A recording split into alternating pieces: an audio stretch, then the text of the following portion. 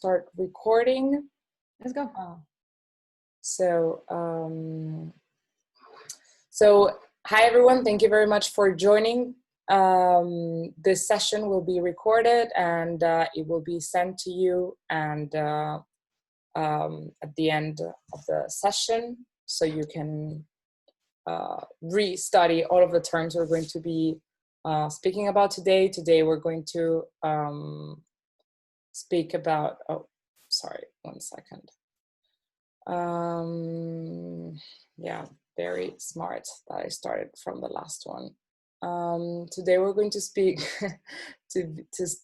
speak about upcycling, recycling, and downcycling. These terms are very well, let's say, known, or we've been listening to these terms recently, or maybe not that much. I don't know how into sustainability you are in the fashion industry, but they're extremely important, so we wanted to actually give them the time they deserve. I'm going to introduce myself. I am Diana Llanes. I am the founder of Diana Llanes Consulting. We are a consulting firm based in Milan, specialized in the footwear industry, and we work a lot in sustainability. So we do product design and product innovation mostly. And with me, I have, there is Andrada, that she has been working for the past 10 years in digital innovation, and I will let her introduce herself. Andra. Thank you, Anna. I think today I have internet problems because sometimes, unfortunately, like I see you blocked and I'm like listening few pieces and others are like missing. But so I am Andrada. I've been knowing Diana for a very long time. We're friends and collaborators, but I actually started in consultancy, working for in digital innovation industries. And I was specialized actually in collaborating with startups. And the part of me ending in fashion was by chance or by case. Well, I started actually through the textile industry. So I worked there in one of the biggest textile company in Europe, where I was dealing with the digital process, innovation process, and I founded an innovation lab. And this is how basically I started through innovation dealing with sustainability, because most of what I was doing there was dedicated to product performance, how to respect more environment, how to be more sustainable. So a lot of the innovation that I was tackling actually was dedicated to sustainability issues. And after my experience in textile, I'm currently working actually in a holding that has a few fashion brands, and the one that I'm more concerned with, it's called Redemption. It's actually a very sustainable brand. So yeah, I mean, I started from digital innovation, and now I'm doing this, practicing this in fashion as well. Thank you, Andra. So today we're going to, like last session, we actually spoke briefly about what is sustainability and other few important aspects about sustainability. So for those repeating, we'll pass through this very quickly. But it is extremely important for us to understand the meaning of sustainability. There are always a lot of, not just people, but also brands, which is even worse, speaking about sustainability, and they actually are not very aware of what it is, or they're not doing it fully, like committing fully to it. So Andra and I resumed sustainability in 3 keywords, which are balance, respect, and transparency, which is what it basically means to us, okay? And in here, we can see the 3 main pillars on sustainability. and those are not to Andra and to me. These are actually the main pillars of sustainability. A company is sustainable if it's economical sustainable, socially sustainable, and environmentally sustainable. Okay, so these three pillars are extremely important, and sustainability can't live fully without all of them. Yeah, but all being said, there is no legal definition of sustainability, and there are various interpretations of the word per se, which actually means that a lot of companies can use this word for their own marketing pleasure. So it's very important to go in depth and understanding when they say something is sustainable or eco-friendly, what they actually mean by that. Because Exactly. unfortunately, no regulation that defines the terms or gives a standard recipe to be accepted or not. Yeah, totally. And it's great, Andra, that you actually mentioned this thing about the marketing, because at the moment, sustainability in brands is basically 85 to 90% marketing. And it's not because they're not willing to do something or they are willing to do something. It's more like actually even us as consumers are not aware of what it means and are not aware of like why are things more expensive than or slightly more expensive, you know. So us as consumers, we need to understand first what it is, so they're creating awareness so that we are ready to actually then make a purchase. No, it's like, why am I buying a shoe that was made out of trash? No, like, so that's basically one of the concerns of the A consumer. lot of brands, they're not in charge of educating the consumer. They're just using the green label or the term sustainability or again friendly with the environment or whatever without actually explaining why. Yeah, So totally. I think that we are going to even see in this presentation. Yeah, totally. And having said that, sustainability nowadays is based on the Sustainable Development Goals from the United Nations. And just to make you understand, like like in here you can see it's like no poverty, zero hunger, good health. So everything that you see in here is like the meaning, though they're in like there's no specific meaning as Sandra said, but everything that it's in here goes with sustainability. So if, for example, we donate to a school in a poor country, then we have a sustainable practice. But that doesn't mean that we're 100% sustainable. That doesn't exist at the moment. And the key points that we're going to talk about today, so upcycling, recycling, and downcycling, are more into the number 12, 13, 14, 15, which is responsible consumption and production, climate action, life below water, life on land. Those are the aspects we are going to be mainly touching with these three keywords. Yes. And speaking about that, the fashion industry developed this pact, which is called the Fashion Pact. It was signed last year, in April last year, so it's a bit more than a year that the pact has been going on. And more than 20 brands signed on. I'm going to show you the brands.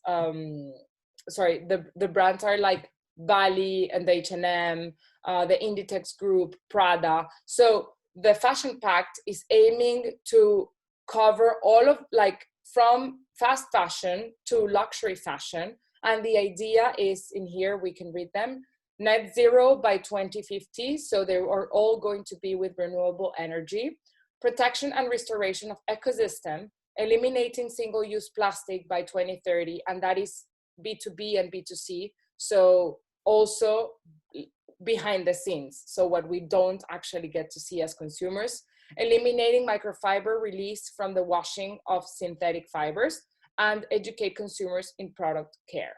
Okay, the Fashion Pact is not covering everything. It's like the main objective is climate, biodiversity, and oceans. Okay, so it's a bit to give something back for all the damage the fashion industry has been causing for the past decades.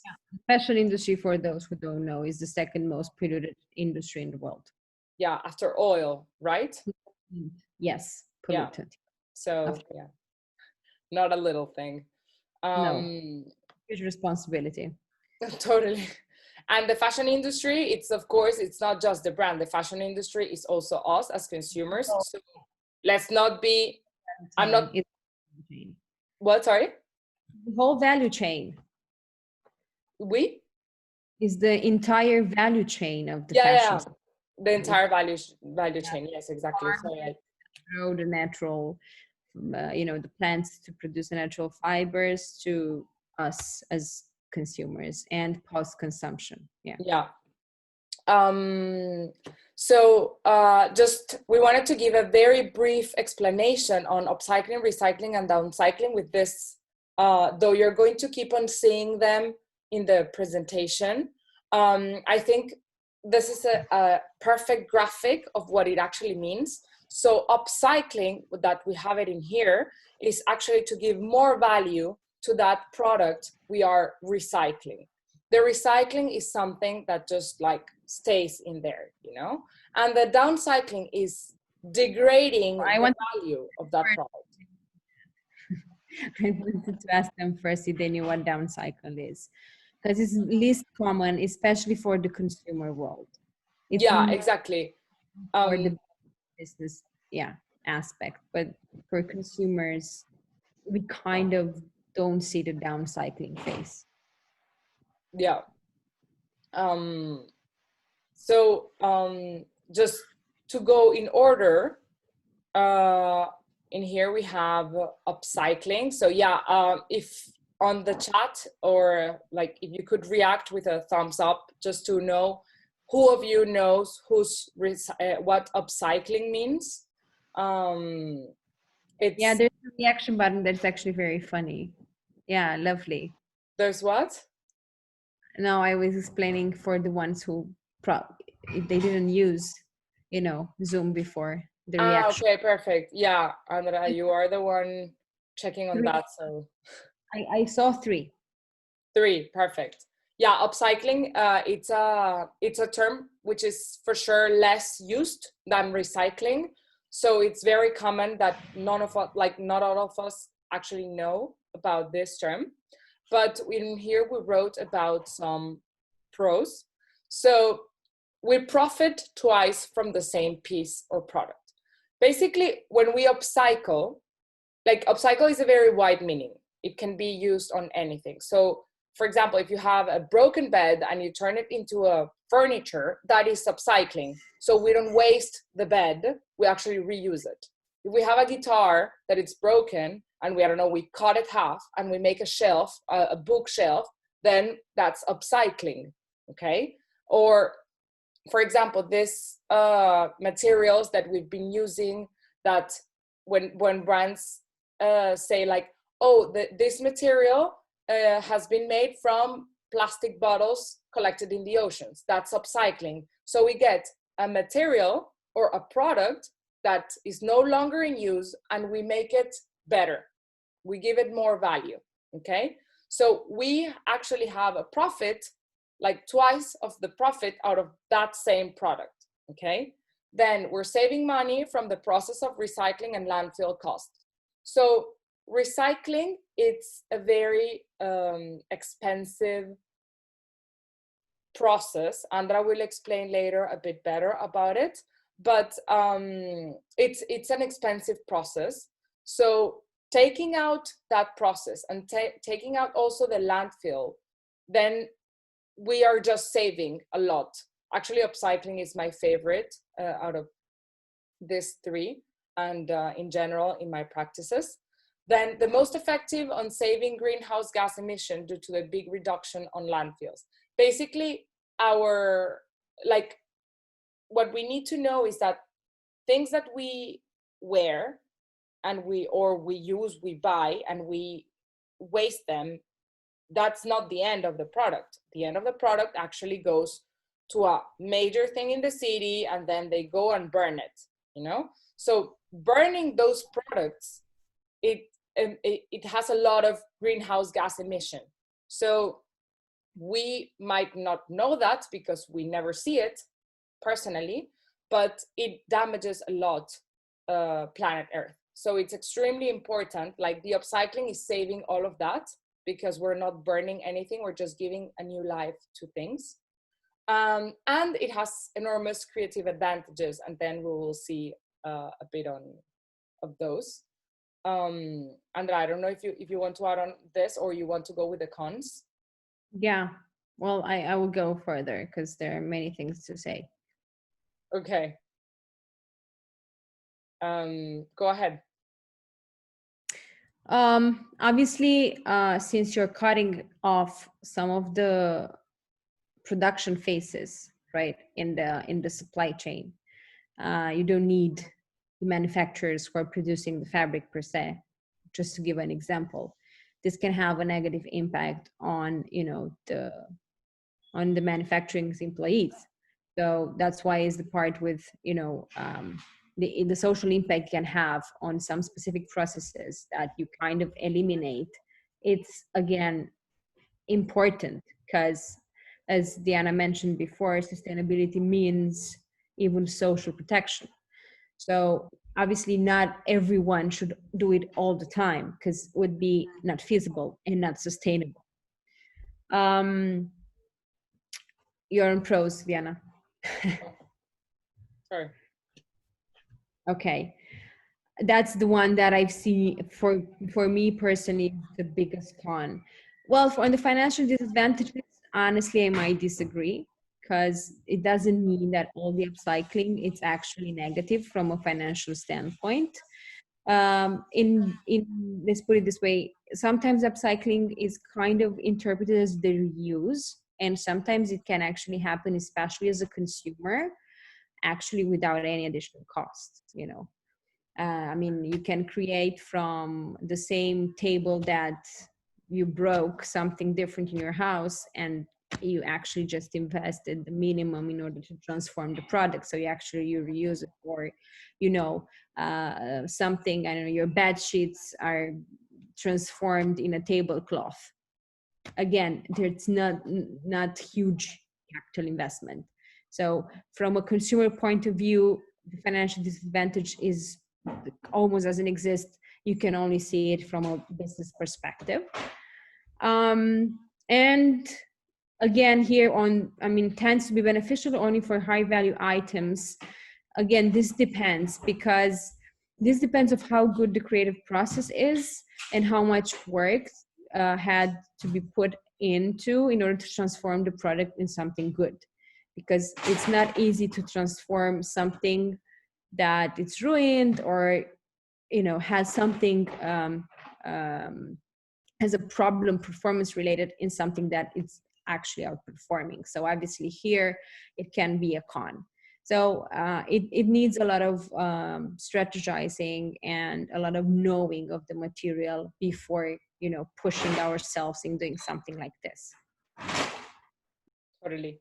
And as we also always say, I didn't mention it today, but in here, we're not speaking about you should do something or you shouldn't. We're just trying to give, in general, pros and cons, which is very important actually for us as consumers to know, and as brands to know the impact we are giving in each one of our choices. And speaking about upcycling, we wanted to bring this brand. It's called Aileen Fisher. And I think they're amazing. I personally didn't know that well, like the brand. They're always like among the most sustainable ones. And I started studying it recently. And I was very impressed, because it's not just what I'm going to talk about. Actually, if you go to their website, they have a lot of like certifications, human rights things, dyeing. They even give a list on how you can preserve your garments. So they're very, very interesting as brands. But in here with the upcycling part, they are, this is a quote from the designer, which is Carmen Gama. The techniques we're using, resewing, dyeing, and felting, have been around forever. But what's really innovative is how we are making this scalable. many brands are actually always a bit like they're not willing to do things because it's not scalable, but there's always ways to make it to still grow, though it looks more difficult as a business perspective. So basically what they do is that Eileen Fisher tells you, you can send us the garments and we're going to give you a coupon for like it's $5 coupon for every piece that you send us. And among those pieces that you send, if they're in perfect conditions, they will just like wash them and fix anything if anything needs to be fixed. I don't know, maybe there's a button missing or something like that, and they will resell it. And if the garment has maybe stains or holes, anything, they will get the parts of the garments that actually are useful and they will reassemble them in one piece. So in here, for example, you see like all of these patches that we see are not there randomly. They're actually, so each piece is one of a kind. It's a label on the brand, which is called Renewed. And for example, in this one, the one in the middle, it's actually the example of the typical that has a stain. So they do dyeing on it so they can resell it. Yeah, you can see here from a business perspective, there's a lot of, labor-intensive hours. There are a lot of labor-intensive hours dedicated to only one piece, which means obviously not, it's not something economically feasible to a large scale. Even though impact for us, it's completely different. And, it involves even a lot of, creativity to understand what could be, commercially accepted by our consumers. Totally. And then in here we put this example of Renewable Workshop. They are a company that actually offer other companies to take their ruined garments, and what they do is that or they transform them into textiles or into new products. Okay, so this is what it's upcycling. I have something that it doesn't work anymore and I transform it into something useful again. And apart from that, which I think is genius, they collect data. So for example, they always work with like the entire collection of the brand. So let's say that they work for, I don't know, Eileen Fisher, so the brand we saw before. And they send what it's not working or what they have to burn or whatever. So they will collect the data like, so we received 10 tops of this style, but from this style, actually 10, like 9 out of 10 were with the squares print. The other one was black. So they even tell you how to improve on your collection, on the styles you're putting out there, the materials, the prints. So it's very interesting even for brands to use their services just to understand how to make it better, how to make the collections better. And Andra, I'll leave you the House of Trash because you know better the story than me, and I love it. The concept, basically, actually, this you can find in Milan. So I'm proud of this that it's in Italy. But the company that actually created this, it's a company located in Taipei. It's called MiniWiz. They're pretty famous because they actually invest. They're an engineering company investing in technology for rendering, the fashion design industry more sustainable. Architecture as well, to do all the eco design and all these concepts very straightforward through the help of technology. But this was 2 years ago when they decided, to create 100% of all the products in a house using post-consumer waste. And not only to create it, but even to look luxurious. So obviously it's not easy and for everyone to transform trash in something so beautiful as you can see in this this house. It is actually an entire house created from scratch with waste. But the idea that actually stands behind this is that what if tomorrow the fashion brands will use this kind of approach towards showrooms or the retail points? So it's something that obviously can be translated 100% in the fashion industry, and it could become mainstream rather than just a poetic design evidence trying to state something about being sustainable or not. Yeah, I love this example, Andra. I got to know this from you, which I love. So I suppose. And Andra, I don't know if you want to start with the recycling. Yeah, this is my favorite. Yeah. You love upcycling. I love upcycling. Actually, the example of the bed and the furniture is actually what I did. It's not a random example. I know, which is good because you apply what you're teaching to others in your own house, which is excellent.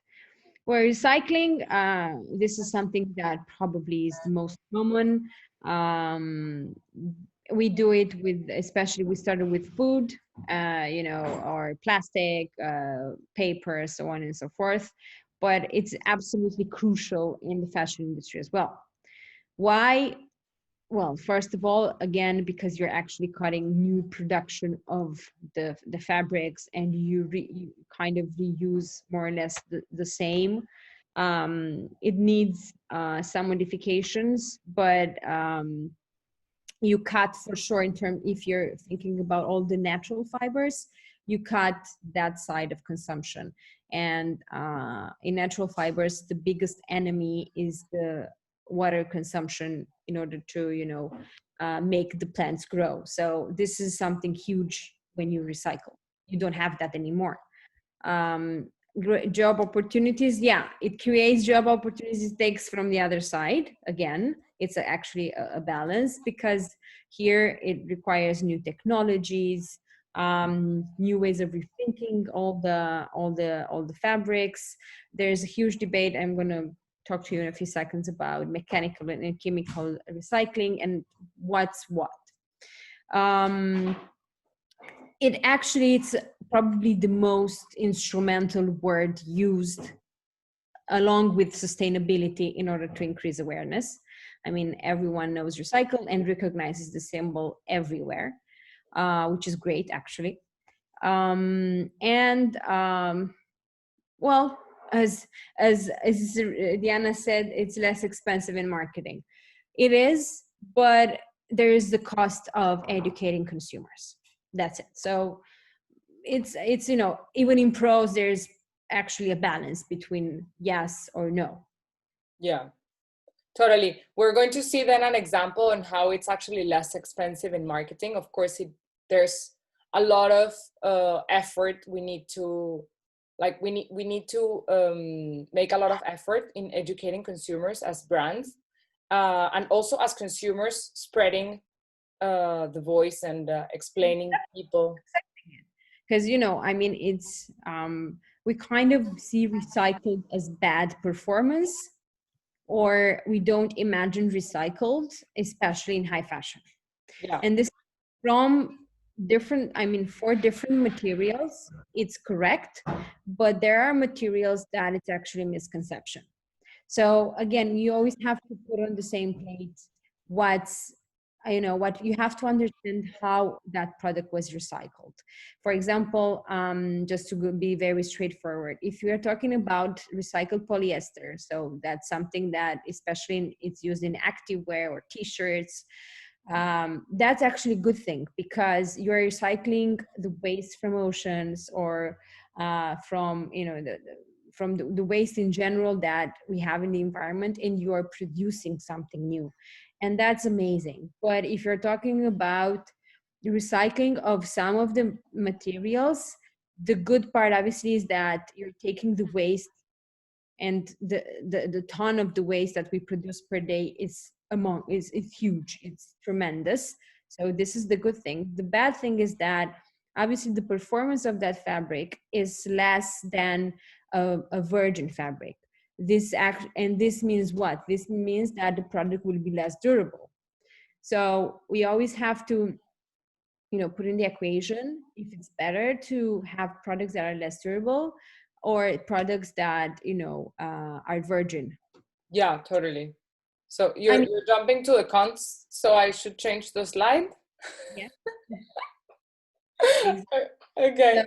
So it's important, but unfortunately today we don't have enough data to, not us, me or Diana, I mean, at the worldwide level, to analyze what's better in terms of putting in balance, because only 1% of the total produced products in the fashion industry is recycled. So with 1%, you literally don't have enough sample to have statistically, Test. yeah, statistically can uh, create a theory what's good or what's not. Yeah. In Uh, fact, uh, yeah, sorry. go. No, go go. No, that in fact, recycling, there's like, if speaking about experts, I'm not speaking about normal people, um, just giving an opinion, like experts having a bit more data, though the big data doesn't exist.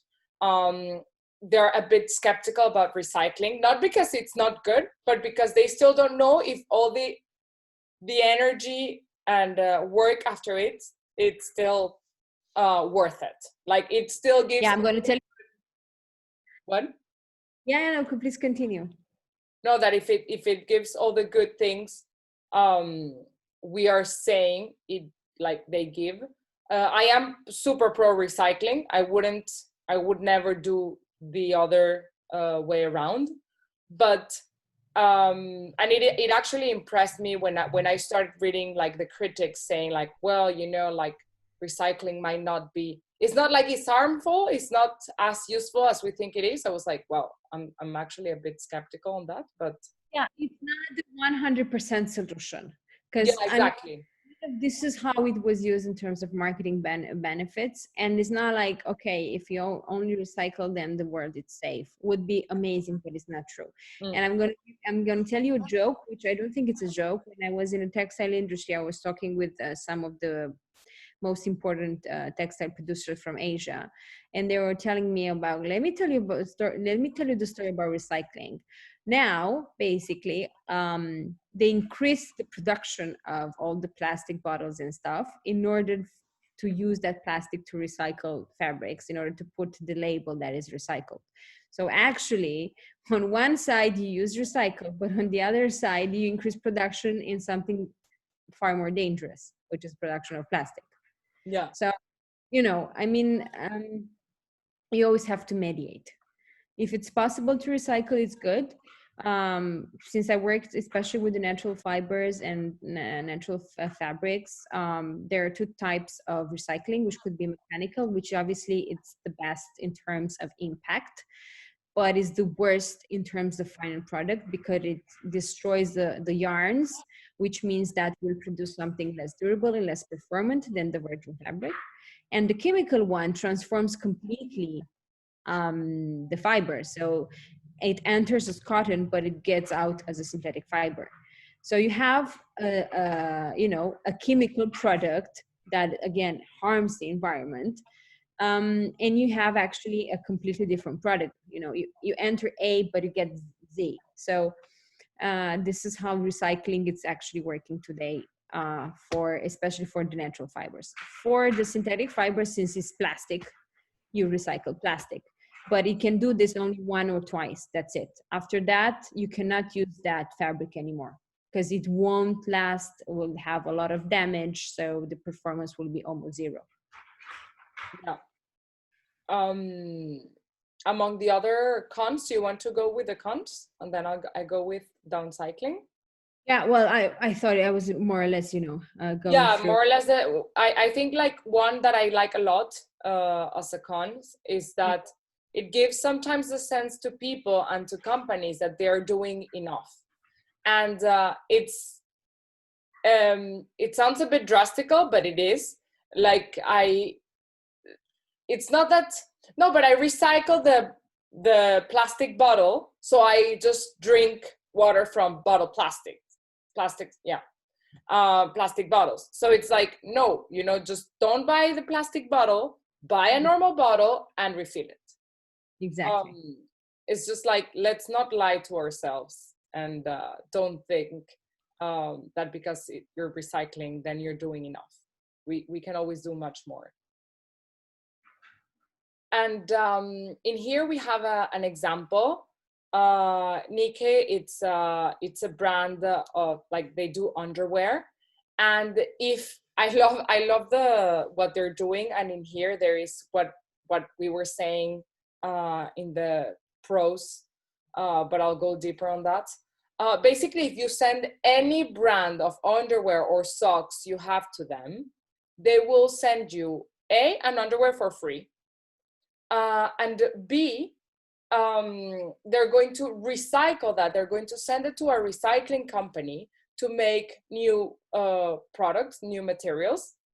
And basically, the statistics, the inner statistics from Nikkei, is that a quarter of new consumers comes from the take back program. The take back program is exactly that we send the underwear and they send you another underwear. So 1/4 of their consumers, of their new consumers, come from them, and 43% of recycling participants buy again. So basically, this is the importance of word of mouth. They're just doing, of course, it doesn't mean that they're spending less on other things, because, for example, you shipping the product and they shipping you back something, it has a cost for them. So and they get a tax reduction, of course, on all of that, but it's still something that is expensive to them. However, they're not spending it in marketing. They're actually spending it in recycling something that would have been otherwise trash. So I think it's a good way of, maybe it's not saving, like it's just like allocating budget in a different way, and it's a really good way of reallocating it. Yeah, but it's a new kind of business model that works. I mean, you've seen the business, you've seen the marketing behind it, you see even, a more sustainable approach towards the environment and the consumers. So it's not, we always, as the business owners or business managers, we have to think about profits as well. It's important. Yeah, but it's, I think things in the last 10 years, and especially now after COVID, changed so dramatically that you cannot only think about how to make others worse for your, in order to increase your position or your financial position. So I think that's important, to always balance the two of them. Yeah, totally.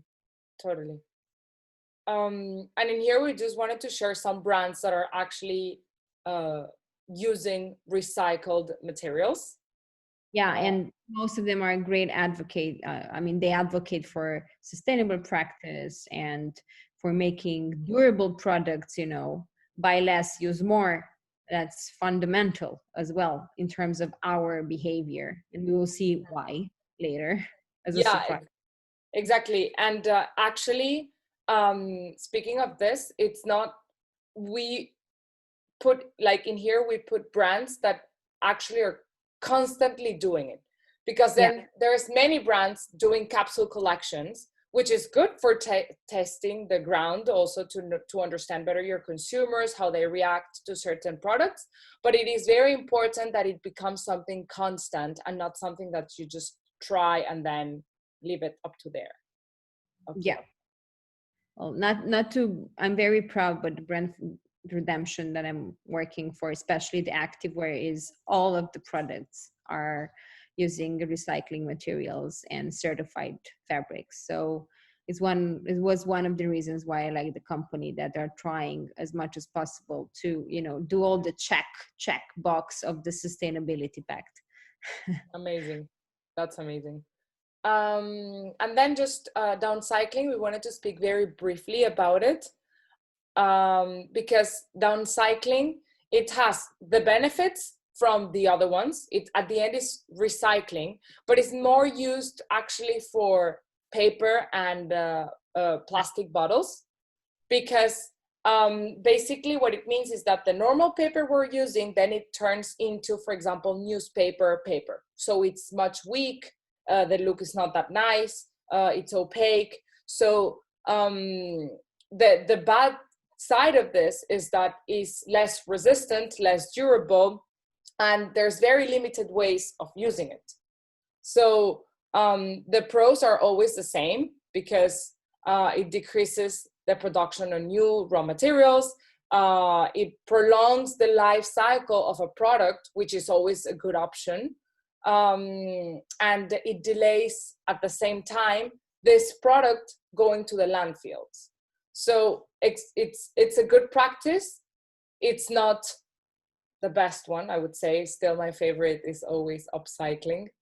Oh, but it's like it's complementary to the other Yeah, two. totally. It's not one or the other. No, you can do all of them because they're different.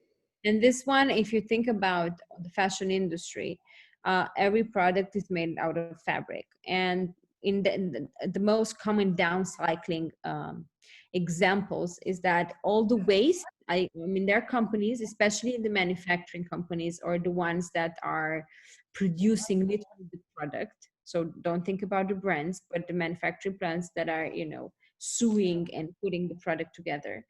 All their waste, they have like agreements with the automotive industry or the construction industry, because they take all the waste by kilo, okay, and then they use it to, you know, to refill some places from the car. There are some like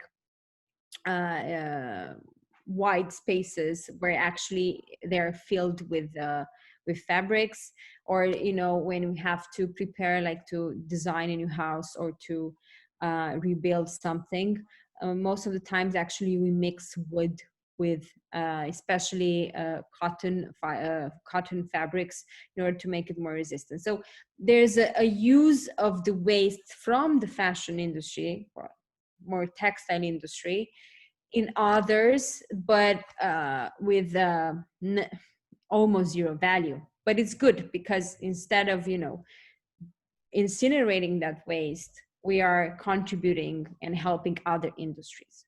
Yeah, totally. That's an amazing point. And also, there's some materials that it's impossible. For example, plastic. It's not. They will always decrease. Like glass, it's always possible to recycle it. It's infinite. Whereas other materials such as plastic is not possible. So at the end, it's basically more a matter of we choosing different materials because the properties of the materials are those. And I mean, that's how it is.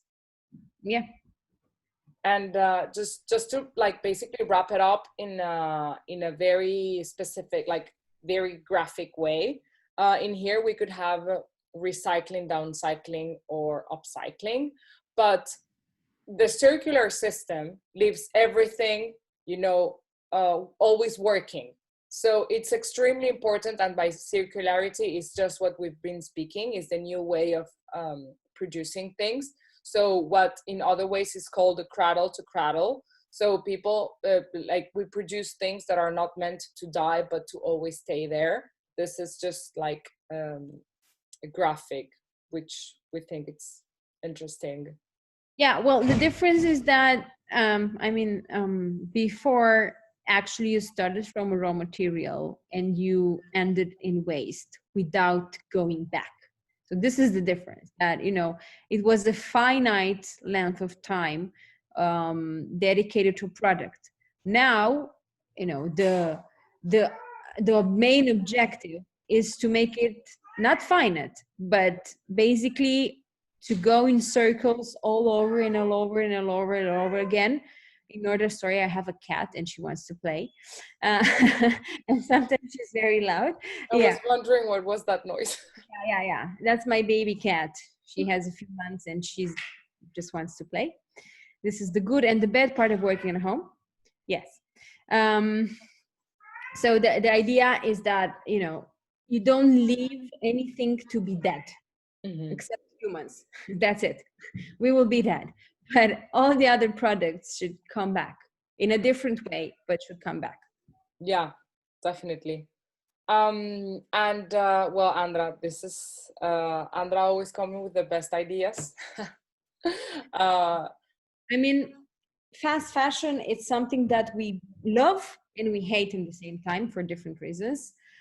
From a business perspective, I studied their business model and I was fascinated. And, you know, Inditex, the biggest fast fashion group in the world, and his owner is one of the richest people in the world with a net worth around 50 billion euros.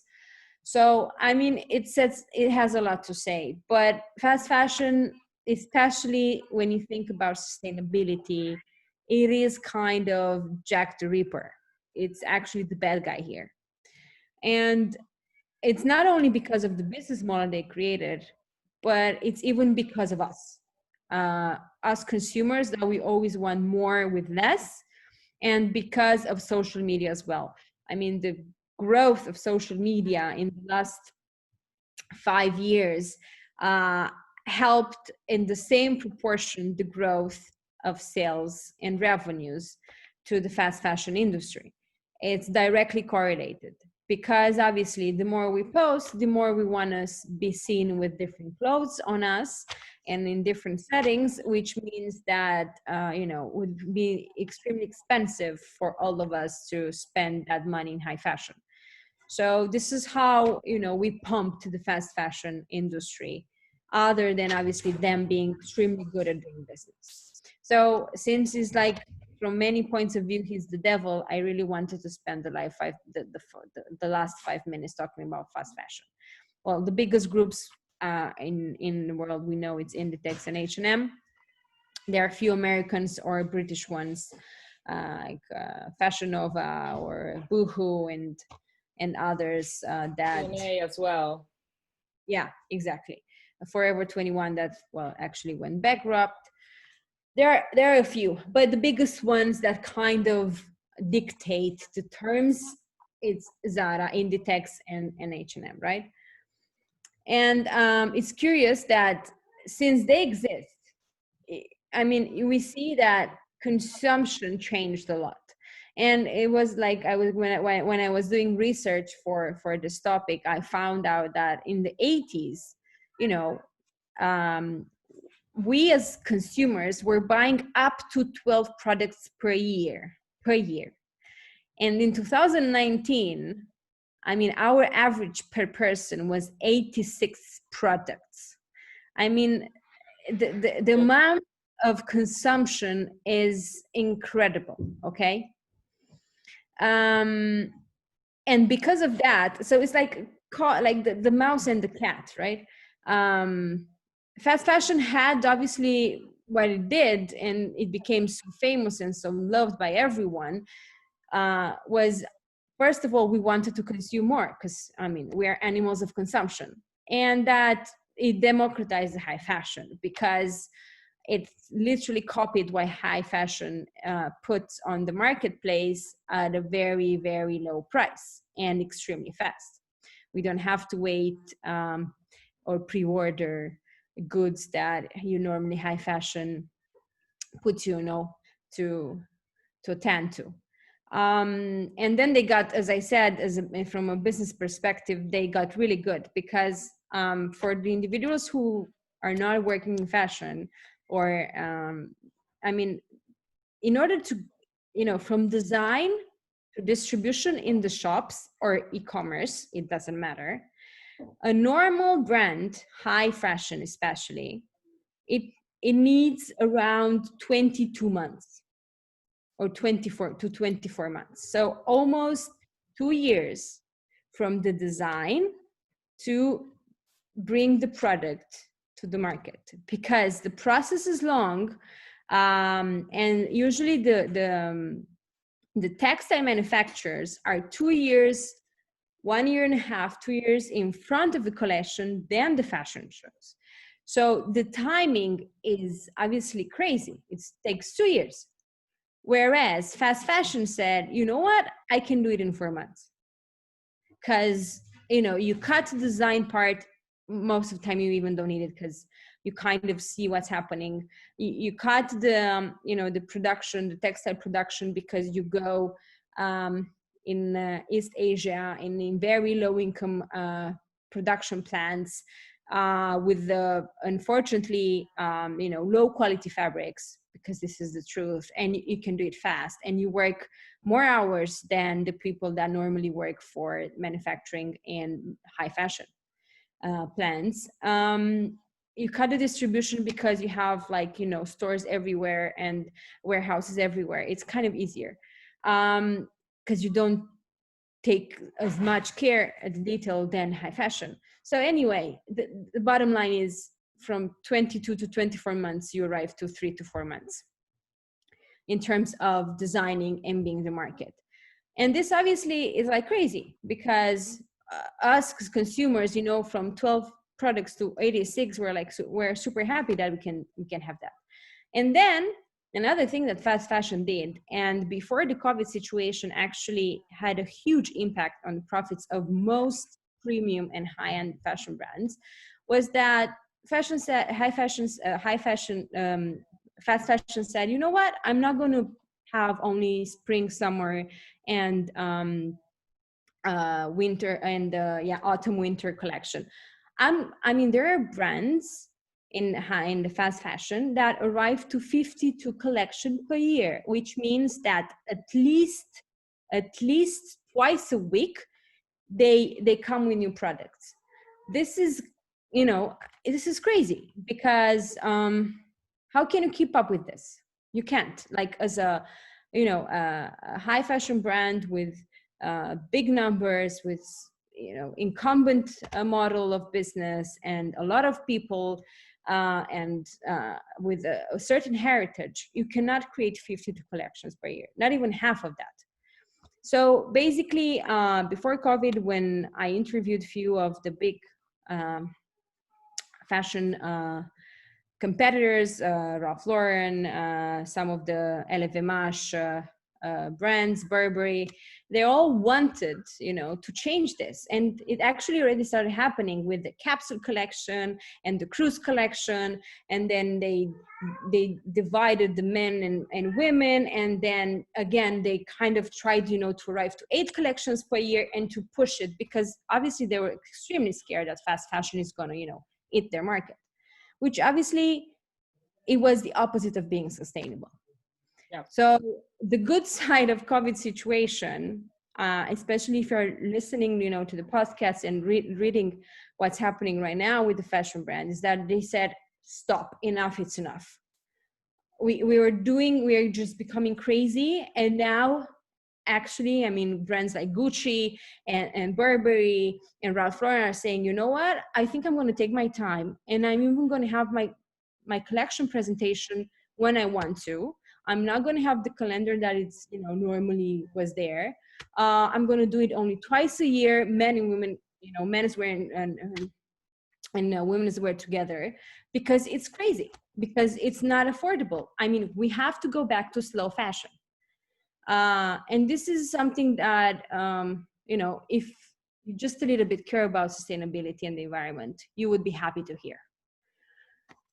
And then if you go and see the numbers, here's like the horror coming. I mean, we produce from the products coming from fast fashion industry in 3 days, produce 18 tons of product, okay?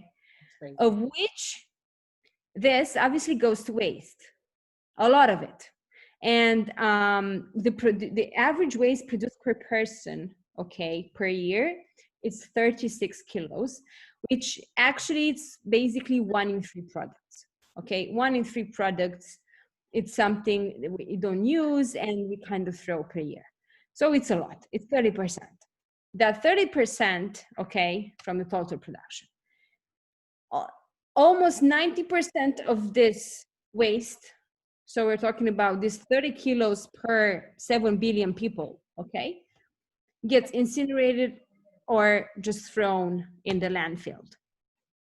So obviously, this is the reason why the fashion industry is the second pollutant in the world after, the petroleum industry, because of this. And unfortunately, fast fashion made things way, way, way worse. Only Zara in 1 month or in 1 year was producing 1.6 billion products. Only Zara as a brand. That's crazy. And yeah, it is absolutely crazy. And the fact is, you're going to tell me, yeah, but H&M and Zara and other fashion companies they started their green line, and they're like doing commercial and advertising that they're kind of using recycled fabrics or sustainable fabrics. Well, it's not true. Most of what we see is greenwashing. I mean, they're using the fancy words and saying that they're working on improving their production system, which is true. They are working on them, but today what they're selling is not what they're saying. Okay, uh, it's a lot of misleading. Sometimes they use the label recycled and they're talking literally about the label, not about the product. They're saying it's sustainable just because it has 20% wool or cotton and the rest is plastic. I mean, there are extremely many details that us as consumers, if we're not prepared, it's easy to be, confused, and to think that paying $5 for a sustainable T-shirt is the right amount of money to pay for. It's not. Working behind the scene, I can assure you it's not. Because the cost of being sustainable is higher, mostly because you have to redesign the whole value chain of the industry in order to literally have better technology, uh, Pay good wages. more performant machines, that, because this is new. I mean, we're used to consume more. You have to train a lot your employees. So actually, it requires a lot of investment from all the companies inside this value chain. And this is the reason why, obviously, they will charge you an extra price for being sustainable. Because of that, because it has to change the whole process. And us as consumers should be, willing to be part of this change. Obviously, being first of all more educated and asking the right questions. That's extremely fundamental in order to understand if the delta price you're paying, it's actually worth it. Yeah. And because I was too serious about this conversation and I take it to heart, I wanted to end with a very nice thing. Basically, Kim Kardashian did Kim Kardashian wanted to provoke fast fashion, and she said, you know what? I mean, she took this beautiful garment from I don't remember, from Mugler,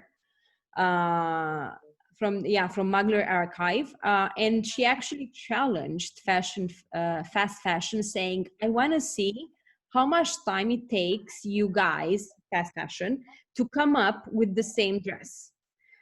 I wanted to guess, as you can see, there's the model with the same dress produced by a fast fashion company. I wanted to guess in how much time and how much did it cost. Yeah, please write it down in the chat. Try to guess.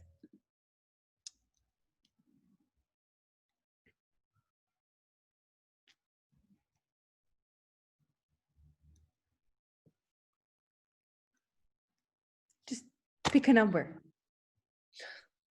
Exactly, it's fast fashion. So anything from 0.5 days, says Daniela Vidal. And how much do you think it cost? Yeah, the fake version, of course. Yeah. The fake. 30 minutes and $5, $50, 2 weeks, $25. To 30 minutes, it's it's impossible to go in mainstream. They went in the whole stores to sell the product. 30 minutes, it's just the time to see the social post from Kim Kardashian and laugh at her joke. No, but it took 24 hours and $50 selling point price. And they were most likely sold out after one day. And they were in the retail point in 24 hours. You understand what does this mean, right? How many people had to work nonstop in very hard conditions, copying literally the design, just because us as consumers wanted to be like Kim Kardashian. And I'm going to let you with asking yourself if it's really worth it or not. Yeah. Thank you, Andra. And with this, we want to open up a short round of questions. If anyone is willing to ask anything regarding this, and in the meantime, just ask in the chat. In the meantime, I take the chance to invite you to our next session, which is next Monday. Monday, it's June 8th, always at the same time, from 6 to 7 Italian time. And it will be on about local production. And if, yeah, anyone has questions, or you can write them down on the chat, or you can unmute your microphone. And you can always also tell us also like any of your experience regarding or upcycling or recycling or downcycling. And yeah, well, if no one has any questions, otherwise you can always write us on Instagram. I'm going to write the Instagram down here in the chat. Yeah, they're a bit shy. They're a bit shy. Yeah, a bit shy. Actually, yeah, people are actually less shy when they're in social media. Just to wrap it up with what you were saying, Andra, about fast fashion, I received a question on Instagram a few days ago, like 2-3 days ago, and there was this girl saying that she was wondering if big manufacturers were ever going to be sustainable. And I said, well, I think definitely, not because they want to be sustainable, but because they will have to. I see that Adria asked the question. 1 second, that I will finish this. And Okay. yeah, and basically she was like, you know, I don't understand why there's so many brands, like sustainable brands, saying they're sustainable, but at the same time they have this like horrible stories about the factories. And I was saying, you know, like and she also asked if it was possible to make it cheap. And I said, it's us as consumers that we need to change our mind on the first place. No. I will answer for the last question. If it's possible to make it cheap, it will. Like every innovation at the beginning, it's more very costly, right? Think about every time there was something new on the market, like the smartphone, the electric car, I don't know, whatever new thing, you know, it comes at the beginning at a higher price. But when the mass starts, you know, asking for it, so when the supply, when the demand, sorry, increases, okay, then the demand actually is trying to catch up, and because of that the innovation curves goes like this. I'm sorry if you cannot see me, which means that you know, you can produce more with less cost. So every beginning is the hardest. So but you need people. It's like the startups when they're going to investors and they're begging, you know, please trust this idea because it's going to work, showing, you know, all the papers. At the beginning you don't have much. But this is something that will transform and will arrive to pricing point where it's going to be normalized. Until then, even depends what you're doing. But you know, because this all will happen due to the technology development, they're absolutely crazy, and the curves is like this. So it's just the beginning that, you know, it takes a bit longer. Yeah, totally. Are there any footwear brands you can think of that are leading the way in positive sustainable initiatives? Well, Allbirds is doing really well in terms of sustainability. Sorry? Yeah, Allbirds and Varley. Yeah, but they are like you know, shoe like they're not leather goods. Okay. And Allbirds instead is in wool, which, as we spoke last week, we basically love wool. It's one of the most sustainable materials on earth. And then there's something for you, darling, because you are. What do you think about leather in the accessories industry? Is recycling an option or not really, because of where the materials come from and the impact on the animal industry? No, leather can be absolutely recycled. there is actually a company called Recycled Leather, which makes, they like blend the leather. There's no chemicals added to it, no plastics, nothing. And there's a new leather coming from there. Of course, it doesn't look like an animal. It looks like a fabric, but it is possible to recycle it.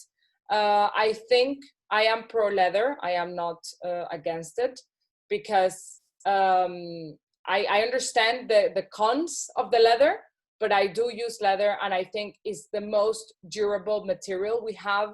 And that is also something to take into consideration. You can have a leather jacket for 100 years in your wardrobe.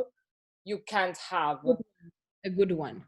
Yeah, well, a good one, of course. I mean, when we speak about durability, of course, we speak about good quality things, and the leather becomes less pollutant if we do everything, like if it's vegetable tanned. The only problem with vegetable tannery is that it tends to fade a bit, but you can always do something about it, or you can take it as the material is mutating, you know, it's a bit as the wrinkles of the leather. But I am definitely not against leather, not at all. Thank you for your question, Daniela, and thank you, Adra, as well, for your question. If nobody else has questions, I will definitely thank you again for joining us, and hope to see you next Monday. Thank you, Andra. Take it as you know, we are not anybody to tell you what to do or not to do. These discussions are literally for food for thought, and you know, as a consumer, to ask yourself when you're buying a product, why are you buying that product, and just to try to investigate more if they're saying especially they're eco-friendly.